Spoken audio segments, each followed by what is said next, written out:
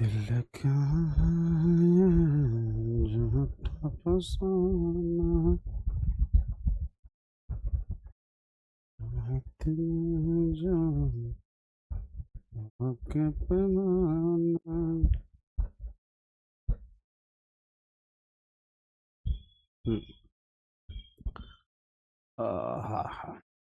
Hello दोस्तों, आपका स्वागत है आपके अपने यूट्यूब चैनल में, जहां आज हम क्लास 12 हिस्ट्री का चैप्टर 4 स्टार्ट करेंगे। इससे पहले हम हिस्ट्री के 3 चैप्टर खत्म कर चुके हैं। पॉलिटिकल साइंस के एक चैप्टर शायद खत्म किए हैं। आज उससे आगे बढ़ेंगे। चलिए शुरू करते हैं। आज का चैप्टर है आपका विचारक, विश्वास और इमारतें। क्या है इस चैप्टर में? तो सर, इस चैप्टर में आपको बौद्ध धर्म और जैन धर्म के बारे में बारीकियां बताई जाएगी, जिसके कारण आपको क्या होगा कि इसमें हिंदू धर्म के बारे में तो हम सब जानते हैं, बौद्ध धर्म के बारे में और जैन धर्म के बारे में। ये भारत में क्या है, अल्पसंख्यक है।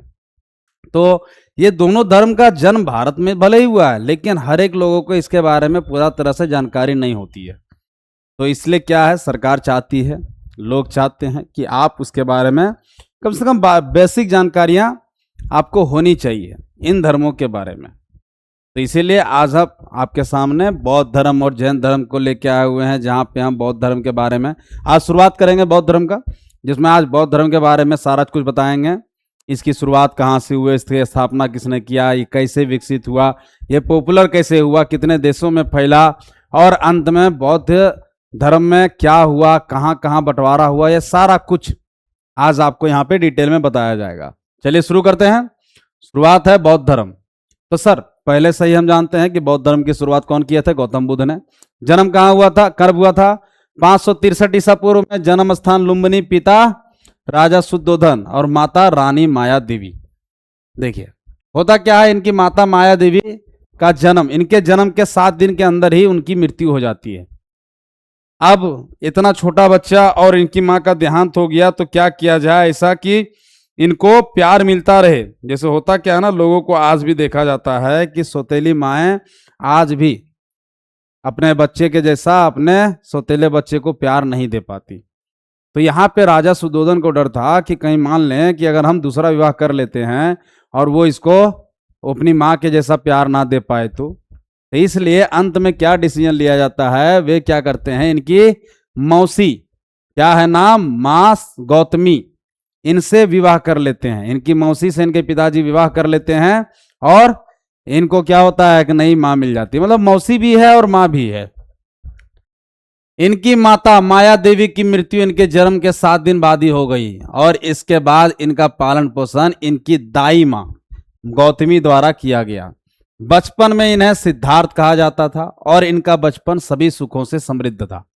16 वर्ष की आयु में इनकी शादी यशोधरा से कर दी गई। इनकी शादी के बाद इनका एक लड़का हुआ जिनका नाम राहुल रखा गया। तो सर, ये सब तो सब कोई पढ़े हुए हैं।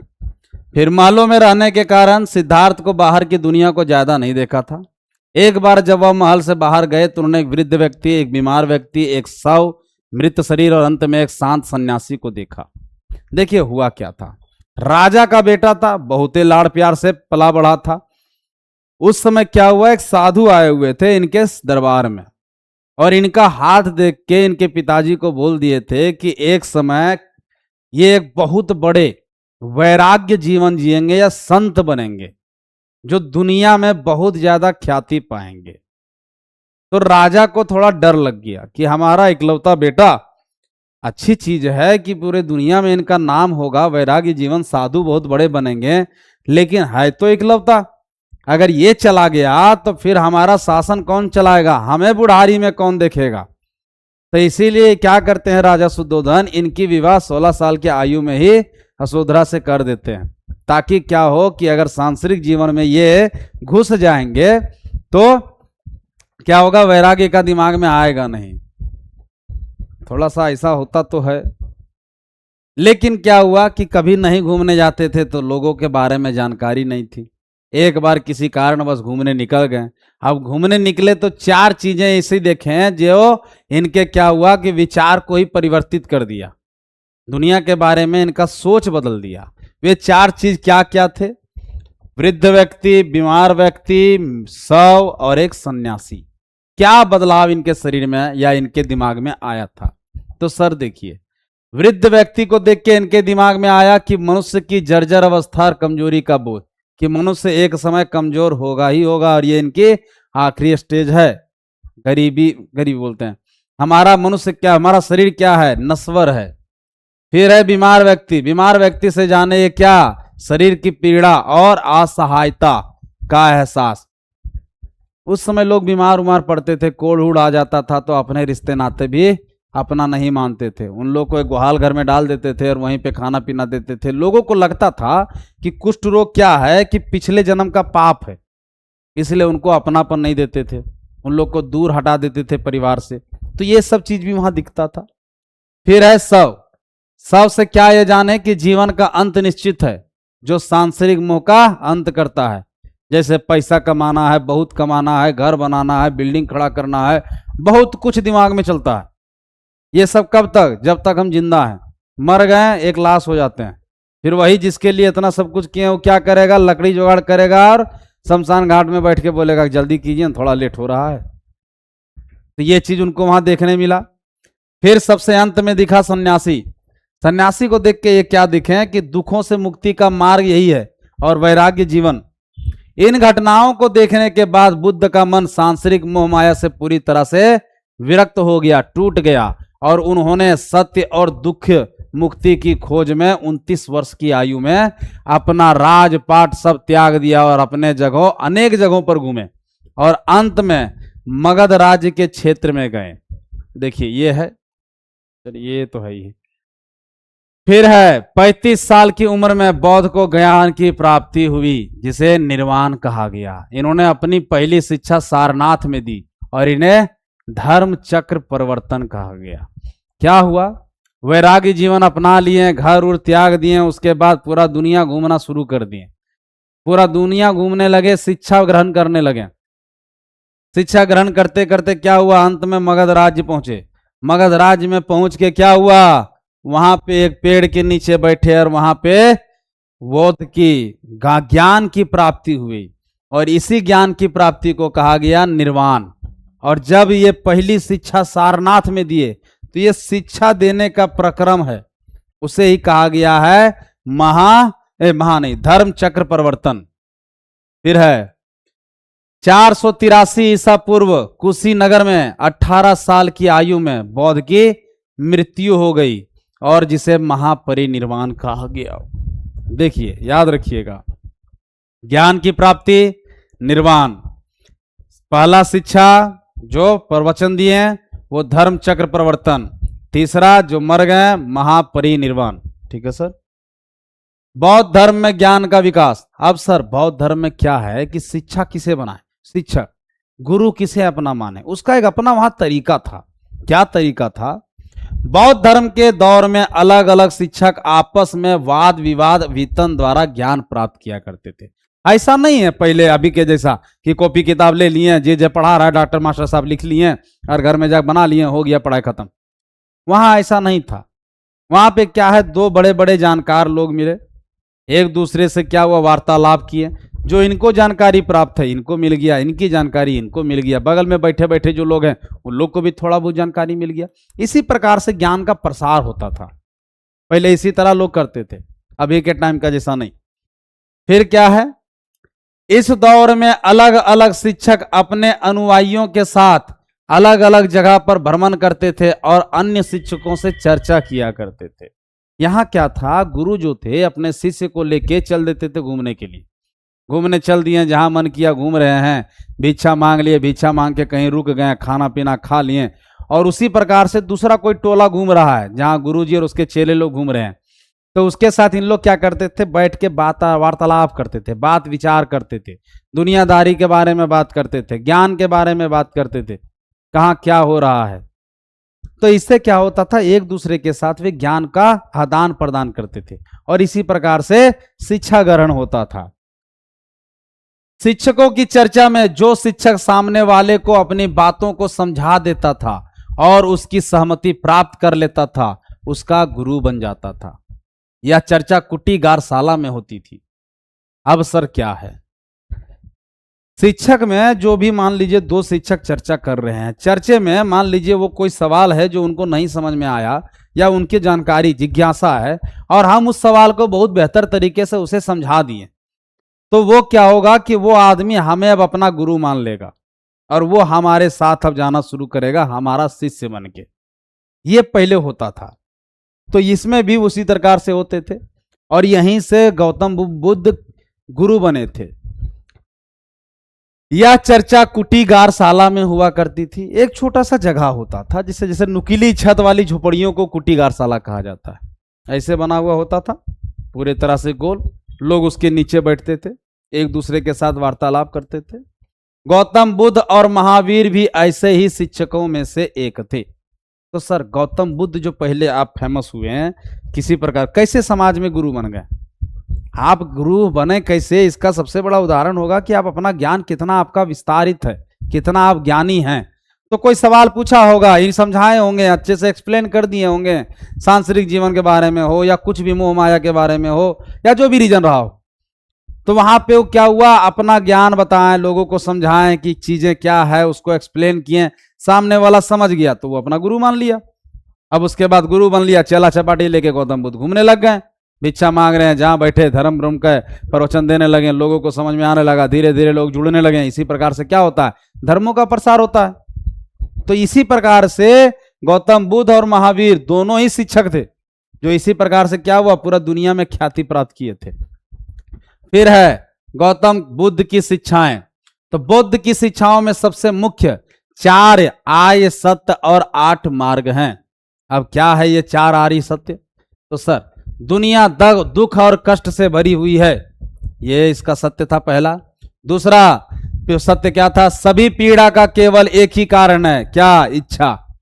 सबका इच्छा है सुंदर बीवी मिले, अच्छा बच्चा हो, बेटा पढ़ लिख के नौकरी करे, हम नौकरी करें, अच्छा पैसा छापे, बड़ा बड़ा बिल्डिंग बनाए, सबका यही सपना रहता है। जिसके पास 2 तल्ला घर है वो 4 तल्ला की इच्छा लेके बैठा है, जिसके पास ऐश्वर्या रहा है उससे भी और सुंदर बीवी के इच्छा में बैठा हुआ है, जिसके पास 2 लाख का महीना की नौकरी है उसको 4 लाख वाला चाहिए, जिसका बेटा इंजीनियर बन गया है तो उन्हें विदेश वाला इंजीनियर चाहिए। सबका क्या है, सभी दुखों का एक ही कारण है, इच्छा। हमारी इच्छा ही नहीं खत्म होती। तो ये दूसरा कारण था, दूसरा सत्य। तीसरा सत्य क्या था, इच्छाओं से छुटकारा पाकर दुख का अंत किया जा सकता है। अगर इच्छा ही नहीं रहेगा तो दुख काहे होगा? क्या ही चाहिए एक सामान्य इंसान को, 2 टाइम का खाना हो तो कुछ भी नॉर्मल खा सकते हैं। इच्छा ही नहीं है बहुत ज्यादा कुछ खाने का, बोलना ही हमको नॉर्मल खाली रोटी सब्जी खाना है।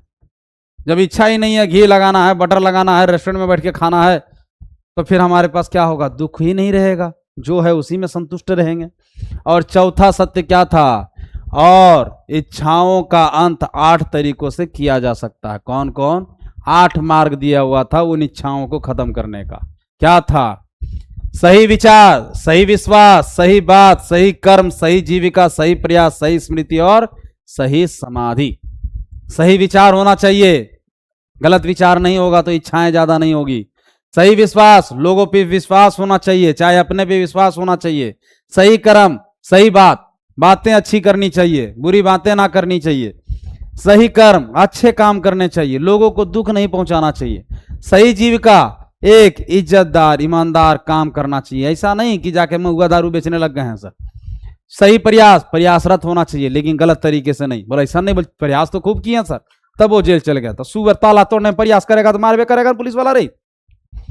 फिर है सही स्मृति, यादें अच्छी होनी चाहिए, बुरी यादें नहीं। और सबसे अंत सही समाधि, जब आप मरते हैं तो एक अच्छी जगह पे आपको ले जाके लोग क्या करें, परमात्मा को प्रदान कर दें, चाहे वो गाड़ के करें या फिर तो जला के करें। लोग आपको अच्छे से याद करें कि आप क्या करके गए हैं। जैसे अभी हाल ही का एक इंसिडेंट हुआ है, देखिएगा बिहार में भरत तिवारी बंदूक उठाया प्रशासन को समझाने के लिए। उन लोगों को क्या था कि मिला हुआ था कहीं जगह रहने के लिए, दान करके सरकार देती है जमीन, आज से नहीं सदियों से देती आ रही है। तो क्या है, भूमि दान करके उन लोगों को कहीं बसाया गया था। वो जगह क्या था कि जो समतल जमीन होता है उससे नीचे कहीं बसे हुए थे, तो आए दिन बाढ़ होते रहता था, वहां पे बाढ़ आते रहता था। तो इसके लिए क्या है, खूब परेशान रहता था अपने गांव वाले का प्रॉब्लम देख के। तो ये खूब कोशिश किया उसको ठीक करने का अपने स्तर से। जब देखा कि नहीं हो पा रहा है, तब ये क्या किया, गलत तरीका अपनाया, हथियार उठाया लोगों को, ठेकेदार लोगों को, नेता लोगों को धमकाने लगा। प्रशासन को बुरा लग गया। अब प्रशासन क्या की, इसको पहले सरेंडर करने के लिए बोली, ये सरेंडर कर दिया। और सरेंडर कर दिया उसके बाद ये जितने भी पुलिस वाले थे, क्या ही बोले इनके बारे में, कभी कभी होता है ना कि गलत लोगों का एनकाउंटर करते करते आप भूल जाते हैं कि सही क्या है गलत क्या है। तो ये गलत लोगों का एनकाउंटर करते करते कभी कभी सही लोगों का भी एनकाउंटर कर देते हैं, और यहाँ भी वही हुआ। भरत तिवारी गलत आदमी नहीं था, लेकिन इनका एनकाउंटर कर दिया गया और ये मर गए। आज नहीं, आज जब एक दो दिन पहले का हम इंसिडेंट देखे हैं यूट्यूब पे, जब इनको लोग लेके जा रहे थे जलाने के लिए, तो इनके पीछे पूरा गांव जमा था। गांव छोड़िए, अगल बगल के कई लोग जमा थे, हजारों हजार की संख्या में जमा हुए थे। तो सर आतंकवादी तो नहीं था। समझने में प्रशासन को गलती हुई कि ये आदमी कैसा था। कुछ चीजें हैं जो लास्ट मोमेंट पे ये गलत कर गए, लेकिन कुछ मजबूरियां रही होगी, लेकिन प्रशासन समझने की कोशिश नहीं की या समझ नहीं पाई, और एक अच्छा बेहतर व्यक्ति हमारे बीच नहीं रहा। तो सर मर तो गया, चले गए, लोग कितने बेहतर तरीके से उसे याद कर रहे हैं। यहां भी वही कहा गया, सही समाधि मतलब अच्छे से उसको याद करना। फिर है बौद्ध संगति। गौतम बुद्ध की मृत्यु के बाद 4 बार बौद्ध के विचारों को इकट्ठा करने का प्रयास किया गया और बौद्ध संघों का निर्माण किया गया। तो सर जैसे बौद्ध घूमे, पूरा दुनिया घूमे, बहुत जगह बहुत कुछ ज्ञान इकट्ठा किए, तो जब ये चले गए तो इनके बाद जितने शिष्य थे वो चाहे कि ये जितने अपने ज्ञान का प्रचार किए, जो भी शिक्षा बांटे, उसको क्या करें, एक जगह संगठित करें, सबको एक जगह एकत्र करें। इसीलिए क्या हुआ, बौद्ध संगति किया गया। प्रथम बौद्ध संगति कहां हुआ था, तो सर 483 ईसा पूर्व में राजगिरा में राजा अजातशत्रु द्वारा प्रथम संगति का आयोजन किया गया। इसी दौरान विनय पिटक और सुत्त पिटक की रचना की गई। राजगिरा नामक जगह था, राजा थे अजातशत्रु, इन्हीं के शासन काल में प्रथम बौद्ध संगति हुआ था। फिर दूसरा बौद्ध संगति हुआ था 383 ईसा पूर्व में, लगभग 100 साल के बाद वैशाली में द्वितीय संगति का आयोजन किया गया। तीसरा कब हुआ था, 250 ईसा पूर्व में, लगभग कितना, 130 साल के बाद। इसके आयोजन अशोक द्वारा किया गया था पाटलिपुत्र में, और इस दौरान त्रिपिटक की रचना की गई। फिर है चौथी बौद्ध संगति। इसका आयोजन राजा कनिष्क द्वारा 72 ईस्वी में कराया गया। इस दौरान बौद्ध धर्म 2 भागों में बट गया, महायान और हीनयान। हुआ क्या, जैसे हर चीज में होता है डिस्प्यूट, हम जो चाहते हैं वो जरूरी नहीं सामने वाला को भी पसंद हो, दोनों के बीच में मतभेद हो भी जाता है, होता ही है हमेशा से। आप अपने घरों में देखिएगा, जो चीज पे आप सहमत है आपके माता पिता नहीं होंगे, जो चीज पे आपके माता पिता सहमत है आप नहीं होंगे। तो सर विचार है, विचार का क्या ही है, सब एक दूसरे से अलग अलग हैं, सबके पास अपना दिमाग है, जरूरी नहीं हो हर चीज से हर कोई सहमत हो। तो यहां भी वही हुआ, बौद्ध धर्म में जो लोग थे वो अपने अपने में थोड़ा सा विचारों का अंतर हो गया और वे 2 भागों में बट गए, महायान और हीनयान। इसको समझने से पहले यह समझिए, जो बौद्ध संगति होता है तो बौद्ध संगति राजाओं के शासन काल में क्यों कराया गया, तो सर प्रचार करने के लिए एक बेहतर होता है कि वहां के राजा से भेंट किया जाए, क्योंकि राजा क्या है, पूरे साम्राज्य का कर्ता धरता है। जब वो लोगों को कहेगा कि यहाँ पे हम एक प्रवचन का या धर्म के बारे में प्रचार का एक बैठक कर रहे हैं, तो लोग इंटरेस्टेड हो गए, लोग जाएंगे उसको जानकारी प्राप्त करने के लिए। और एक यही कारण है कि बौद्ध धर्म जैन धर्म से ज्यादा पॉपुलर हुआ था, क्योंकि इसके प्रचारक करने के लिए बहुत बड़े बड़े राजा इससे जुड़े और यह अच्छे तरीके से लोगों के पास पहुंच सका। तो सर 4 संगति हुई। फिर आया महायान और हीनयान। क्या है महायान और हीनयान? महायान में कौन थे? बौद्ध के वे समर्थक थे जो बौद्ध को भगवान मानते हैं और भगवान के रूप में उनकी पूजा करते हैं। और हीनयान कौन थे? बौद्ध के वे समर्थक जो मानते हैं कि बौद्ध भी सामान्य लोगों की तरह ही थे, केवल उन्हें ज्ञान की प्राप्ति हुई तो इसलिए उनके ज्ञान पर विश्वास किया जाना चाहिए, यानी वह ज्ञान को बौद्ध से ऊपर रखते हैं। मतलब समझिए, महायान में लोग क्या माने हैं कि गौतम बुद्ध जो थे वो भगवान का रूप ही थे, असल में भगवान ही थे, तो वे भगवान की तरह उनकी पूजा करते थे। और हीनयान क्या मानते थे कि नहीं, भगवान नहीं थे वे, हाँ हम लोगों से बड़े थे, हम लोग साधारण इंसान हैं, उनके पास ज्ञान था, अद्भुत ज्ञान की प्राप्ति थी। तो क्या है कि इन्होंने गौतम बुद्ध से ऊपर उनके ज्ञान को रखा, इन्हें भगवान का दर्जा नहीं दिया, इसीलिए 2 भागों में बट गया। अब सर बौद्ध सभा है 4 ठो, याद कैसे रहेगा? हो सकता है कभी भी सवाल पूछा जा सकता है। तो सर याद रखने का सबसे आसान तरीका है, क्या है आसान तरीका? तो देखिए, प्रथम बौद्ध संगति, अच्छा ये प्रथम लिख दिया ना, सॉरी सर,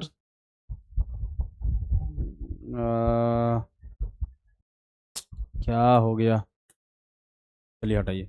देखिए ये प्रथम प्रथम प्रथम लिखा हुआ, इसको सही कर लीजिएगा। यहाँ प्रथम होगा, यहाँ दूसरा होगा, यहाँ तीसरा, यहाँ चौथा। तो सर पहला बौद्ध संगति कहाँ है? अजातशत्रु, राजगिरा, महाकश्यप। दूसरा कालाशोक, अरे कने भाग जाता है यार, झूठा फसाना।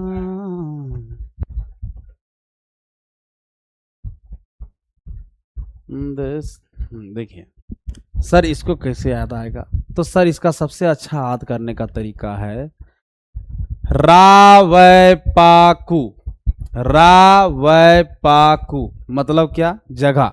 पहला बौद्ध संगति राजगिरा रा, दूसरा बौद्ध संगति वैशाली, तीसरा बौद्ध संगति पाटलिपुत्र, चौथा बौद्ध संगति कुंडलवन। रावैपाकु क्या है? रावैपाकु। जगह पूछेगा तो रावैपाकु, शासनकाल पूछेगा एकाएक, ए अजातशत्रु, कम्यका, कालाशोक या अशोक कनिष्क। और जब कहेगा अध्यक्ष तो मसामो, ये नहीं पूछता है, बस ये तीनों पूछता है। और यहां पूछे ना पूछे कंपटीशन के लाइन में तो बहुत ज्यादा पूछता था। नेक्स्ट, अब आते हैं त्रिपिटक। क्या है त्रिपिटक? तो सर त्रिपिटक बौद्ध धर्म का सबसे प्राचीन और महत्वपूर्ण पवित्र ग्रंथ है जिसे पाली भाषा में लिखा गया। और ये क्या है? त्रिपिटक मतलब 3 टोकरियां। इसमें महात्मा बुद्ध के महापरिनिर्वाण के बाद उनके उपदेश, भिक्षुओं के अनुशासन के नियम और दार्शनिक सिद्धांतों को संकलित किया गया है। त्रिपिटक क्या है? बौद्ध धर्म का सबसे बड़ा ग्रंथ एक तरह से मान लीजिए। जैसे हम लोग में क्या है? गीता है, मुसलमानों में क्या? कुरान है, सिख धर्म में भी है गुरु ग्रंथ साहिब का बुक, उसी प्रकार से यहां भी है। त्रिपिटक बौद्ध धर्म का है। और इससे क्या है? इस त्रिपिटक का अर्थ क्या होता है? 3 टोकरियां, जिसमें क्या है? उपदेश के बारे में बताया गया है, अनुशासन के नियम बताए गए हैं और दार्शनिक सिद्धांत के बारे में बताया गया है। इसके 3 प्रमुख भाग हैं। कौन कौन से? विनय पिटक, सुत्त पिटक, अभिधम्म पिटक। विनय पिटक में क्या है?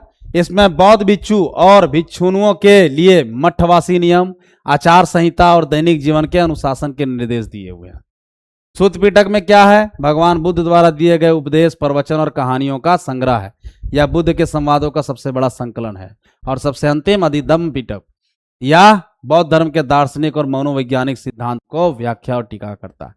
विनय पिटक में क्या है कि जैसे भिक्षु मांगने गए, कैसे हम रहेंगे भिक्षा वाले स्थान में, किस प्रकार से मांगेंगे। ऐसा नहीं कि मांगने गए हैं तो पूरा भर के बोरा मांग लेंगे या पैसा कौड़ी मांग लेंगे। कहीं रहने गए हैं तो उसके लिए हम क्या करेंगे? बोल बड़ा बिल्डिंग ही सेटअप बना के रह रहे हैं। भिक्षु हैं, भिक्षु जैसा रहना है, उसका एक नियम बनाया गया। सुत्त पिटक में क्या है? भगवान बुद्ध जो भी उपदेश दिए थे, प्रवचन दिए थे या फिर तो कहानियां बताए थे, उसका एक जगह संग्रह। फिर क्या है? अभिधम्म पिटक, यह गौतम बुद्ध के दार्शनिक और मनोवैज्ञानिक सिद्धांत के बारे में व्याख्या करता है, प्रचार करता है, लोगों को बताता है। फिर है बौद्ध धर्म का प्रसार। तो सर बुद्ध से प्रभावित होकर बहुत सारे लोग इनके साथ शामिल हो गए और एक संघ का निर्माण किया। इस संघ में शामिल सभी लोग सादा जीवन जिया करते थे और केवल जरूरत की चीजों को साथ रखते थे। बौद्ध धर्म से बहुत लोग प्रभावित हो गए। कारण क्या था? वही समय में ऐसा भी था कि बहुत सारे छोटे जातियों के लोगों को भारत में इज्जत नहीं दिया जाता था। तो सबसे ज्यादा तो वही लोग इसमें क्या हुए? सम्मिलित होना शुरू हो गए, हिंदू धर्म को छोड़ते चले गए कि क्या है, बोले हिंदू धर्म में हमें इज्जत नहीं दिया जाता है। और थोड़ा बहुत उस समय था भी, अब तो 2-4 ठो नया नया बना है। इन लोग क्या बोले, इन लोग दो महिवा बना हुआ है, ना बौद्ध धर्म के बारे में डिटेल जानता है, ना हिंदू धर्म के बारे में डिटेल जानता है। बस इन लोगों को क्या है? उछलना है कि नहीं नहीं हम बौद्ध धर्म बाबा साहब का मानते हैं, बौद्ध धर्म को मानते हैं। लेकिन बौद्ध धर्म को मानते नहीं। जरा सा 2 सवाल पूछ दीजिए, दायां बायां सब दिखने लग जाएगा इन लोग को, तेलचट्टा है इन लोग। फिर क्या है? शुरुआत में केवल पुरुष ही संघ का सदस्य बन सकते थे, परंतु बाद में महिलाओं को भी संघ में शामिल होने में की अनुमति दे दी गई। शुरुआत में क्या था? लोगों को लगता था कि इतना जो कठोर नियम कानून है ये महिलाएं नहीं पालन कर पाएगी, इसलिए उन लोग को दूर रखा गया। पुरुष ही इसमें संघ के सदस्य बन सकते थे। लेकिन समय गुजरता गया, धीरे धीरे समय के साथ लोग बदलते गए, तो क्या हुआ, महिलाएं भी शामिल होने लगी। संघ में शामिल पुरुषों को भिक्षु कहा जाता था और महिलाओं को भिक्षुनी कहा जाता था। गौतम बुद्ध, भगवान गौतम बुद्ध की माता प्रजापति गौतमी संघ में शामिल होने वाली पहली महिला बनी। सबसे पहला जो महिला शामिल हुई बौद्ध धर्म में, वो गौतम बुद्ध की सौतेली माँ या उनकी मौसी बोलो, गौतमी माता प्रजापति गौतमी, वो शामिल हो रही थी, पहली महिला बनी थी। इस संघ में समाज के सभी वर्गों के लोग शामिल थे, जैसे उदाहरण के लिए राजा, व्यापारी, किसान, शिल्पकार, सभी संघ का हिस्सा थे और सभी को समान माना जाता था। इस संघ में जो भी लोग हैं, चाहे वो राजा हो, भिखारी हो, किसान हो, गरीब हो, कोई भी हो, सबको एक समान दर्जा दिया गया, बराबर का दर्जा मिला। ऐसा नहीं कि आप राजा हैं तो आपको बड़ा पोस्ट मिलेगा, चाहे बड़ा ओहदा मिलेगा या बड़ा आपको इज्जत दिया जाएगा, ऐसा कुछ नहीं। सब कोई यहाँ बराबर थे। या सभी जगहों, सभी अलग अलग जगहों पर घूमकर प्रचार प्रसार किया करते थे धर्मों का। फिर है स्तूप। क्या है स्तूप? तो महापरिनिर्वाण के बाद, गौतम बुद्ध की मृत्यु के बाद, महापरिनिर्वाण मतलब मृत्यु, गौतम बुद्ध की मृत्यु को ही महापरिनिर्वाण कहा गया है। लंबा है थोड़ा वर्ड, थोड़ा मुंह जीभ लड़बड़ा जाता है। महापरिनिर्वाण यानी गौतम बुद्ध की मृत्यु के बाद उनके अवशेषों को रखने के लिए एक स्थान बनाया गया, जिसे क्या कहा गया, स्तूप कहा गया। इसमें सबसे महत्वपूर्ण स्तूप सांची का स्तूप है। यह भारत के राज्य मध्य प्रदेश की राजधानी भोपाल के पास स्थित सांची नामक गांव में है। देखिए यही वाला है, यह है सांची का स्तूप। यह बौद्ध धर्म से संबंधित एक महत्वपूर्ण स्थान है। स्तूप का निर्माण मुख्य रूप से राजाओं, व्यापारियों, शिल्पकारों आदि द्वारा दिए गए दान से किया जाता था। आज भी देखिएगा मंदिर उंदिर जो इतने बड़े बड़े बनते हैं, उसमें कौन दान करता है? गरीब आदमी बहुत ज्यादा दान थोड़ी करता है। लोग राजा महाराजा लोग दान करते हैं। जैसे काशी विश्वनाथ जाइए, काशी विश्वनाथ में महादेव के ऊपर, भगवान भोलेनाथ के ऊपर जो मंदिर है, उसके ऊपर सोना का एक परत चढ़ाया गया है उनके ऊपर। तो ये क्या दिया है? मुकेश अंबानी दिए हुए हैं, तो पैसा है भाई, दे हैं। तो यहाँ भी वही था। स्तूप का निर्माण क्या करेगा? तो राजा जो लोग थे, व्यापारी लोग थे, जो पैसा वाले धनवान लोग थे, वही लोग कर दे रहे थे। स्तूपों की रचना, तो स्तूपों की रचना विशेष रूप से की जाती थी। किस प्रकार? सबसे नीचे गोलाकार गुंबद होता था जिसे अंड कहा जाता था। उसके ऊपर एक छज्जा होता था जिसे हर्मिका कहा जाता था। इसके ऊपर एक सीढ़ी खड़ी होती थी जिसे यष्टि कहते हैं, और सबसे ऊपर एक छतरी जैसी संरचना होती थी जिसे छत्र कहा जाता है। देखिए सर, सीढ़ी, अंडकार, ऊपर का स्लेट और ये छत्र। स्तूपों का बचाव, तो सर सांची का स्तूप, अंग्रेजों के दौर में फ्रांसीसी और अंग्रेजों ने सांची के स्तूप में खास दिलचस्पी दिखाई। कारण बहुत खास खास पत्थरों से यह बनाया गया था। अंग्रेजी के दौर में स्तूप के बाहर से तोरण द्वारा उन्हें पसंद आया, तोरण द्वार, और वह इसे अपने साथ ले जाना चाहते थे। देखिए ये है तोरण द्वार, ये वाला, ये तोरण द्वार अंग्रेजों को एक बार बहुत पसंद आया था। किसे पसंद आया था? देखिए इधर स्तूप के बाहर अंग्रेजों को।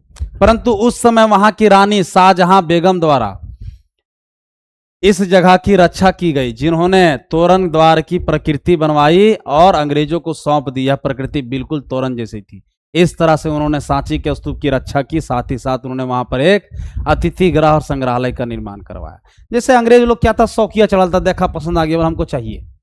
अब चाहिए तो कैसे ले जाएंगे भाई? भारत गुलाम देश है, कबाड़े उबाड़ेंगे, तोड़ेंगे, ले जाएंगे, बीच रास्ता में टूट जाएगा, उठा के फेंक देंगे।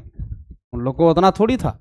लेकिन उस समय जो यहाँ की रानी थी वो क्या की, बोली कि राजा साहब जी, मैं अंग्रेज को कि सर एक बात बताइए, आपको बस ये अच्छा आपका डिजाइन पसंद आया था, ऐसा ही बना के हम आपको एक दे देते हैं, आप इसको ले जाइए, इसको यहीं रहने दीजिए। वो भी खुश हो गया कि हाँ हमको ऐसा ही चाहिए, हमको यही चाहिए, ऐसा जरूरी नहीं है। तो बना के उसे दे दिया गया। फिर है अमरावती का स्तूप। अमरावती, इसके विपरीत अमरावती के स्तूप का खास रख रखाव नहीं किया गया, और नहीं किए जाने के कारण वर्तमान समय में क्या हो गया, ये खंडहर बन चुका है। हर चीज पूरे तरह से लोग देखें और उसको अच्छे तरह से रखें ऐसा जरूरी नहीं है।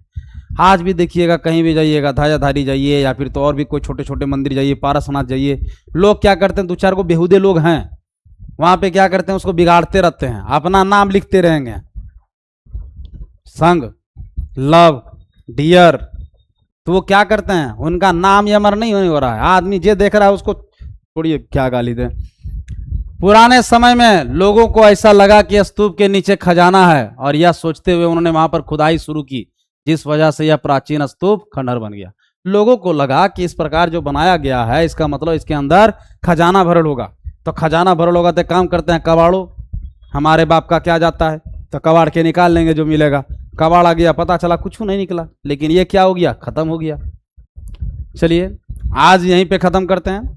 अगले क्लास में हम आपको जैन धर्म के बारे में बताएंगे।